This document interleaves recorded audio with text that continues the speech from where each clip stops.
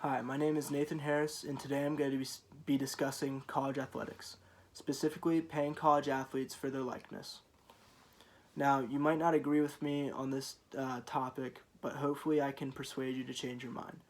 By maintaining the integrity of a student athlete, we should also be able to pay them.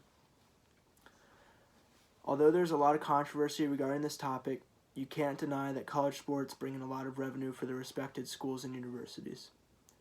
Being an athlete in college is like a full-time job. You work long hours, are usually far away from home, while also going to school full-time and bringing millions of dollars in to their respected employer. The main problem is most Power 5 colleges and universities can afford to pay athletes with the money in their budget, but other lower-tier schools cannot. It's no secret that JMU's athletic budget is far less than, let's say, Ohio State's. The question we have to ask ourselves is how can colleges and universities budget to pay athletes for their likeness while also maintaining the integrity of a student athlete? The main issue with paying athletes is the inequality between different schools. Higher level Power 5 conference or football schools bring in a lot of money through not only ticket sales and games, but through TV deals and marketing. By increasing their marketing, they bring in so much money for their school, and these Power 5 conferences have their own TV networks, which features games and other things. Athletes bring the NCAA and respected colleges a lot of revenue and profit. The Power 5 conferences have enough money in their budget to pay for their athletes. When discussing this topic, we should first look at the conflict theory to understand how colleges and universities have exploited their athletes for their own financial gain. My first step would be creating a subdivision for Power 5 conference teams. Since Power 5 football and basketball teams bring in significant amount of revenue for their schools and the NCAA as a whole, there should be a subdivision for these teams. Power 5 conferences make lots of profits for their schools, and the athletes are the root of that.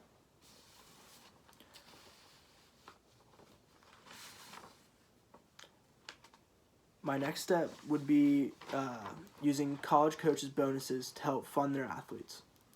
On average, a coach in a Power 5 conference makes roughly $3 million a year. And since the players are the ones working for the coaches, they deserve some of that cut. Bonuses are also given to the coaches based on success, so this would help create more competition and motivate teams to succeed and play better. If teams play better, their coach's bonus would go up, and players would be compensated likewise. My third step would be paying Division I football and basketball players a minimum salary for each game they suit up for.